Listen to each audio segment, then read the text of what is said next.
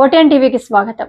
పరిసరాల పరిశుభ్రత మనందరి బాధ్యత. ఎమ్మెల్యే బోడే ప్రసాద్ కంకిపాడు మార్కెట్ యార్డులో స్వర్ణాంధ్ర స్వచ్ఛాంధ్ర కార్యక్రమంలో పాల్గొన్న ఎమ్మెల్యే బోడే ప్రసాద్ మార్కెట్ యార్డులోని చెత్తను శుభ్రం చేసిన ఎమ్మెల్యే మార్కెట్ యార్డు ప్రాంగణంలో మొక్కలు నాటి వాటిని పరిరక్షించుకోవాల్సిన బాధ్యత మనదేనని ఎమ్మెల్యే తెలిపారు.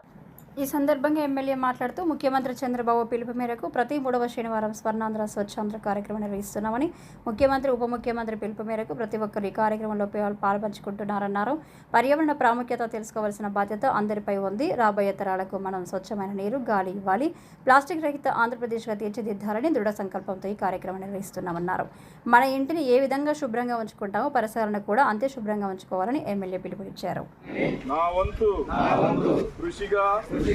స్వచ్ఛత కార్యక్రమాల కొరకు శ్రమదానం చేసి పరిశుభ్ర ఆంధ్రప్రదేశ్ సాధించే సంకల్పానికి కట్టుబడి ఉంటానని ఈ రోజు పరిశుభ్రత గురించి నేను వేసిన ఈ ముందడుగు ఆంధ్రప్రదేశ్ రాష్ట్రాన్ని శుభ్రపరచడంలో సహాయం చేస్తుందని నమ్ముతూ ఈ రోజు నుండి నా తోటి వారికి కూడా వాహన కాలుష్యాన్ని తగ్గించి స్వచ్ఛమైన గాలి కొరకు ప్రజా రవాణా వాహనాలను ఉపయోగించుట మరియు విరివిగా మొక్కలు నాటడం, సోలార్ విద్యుత్ వినియోగం వంటి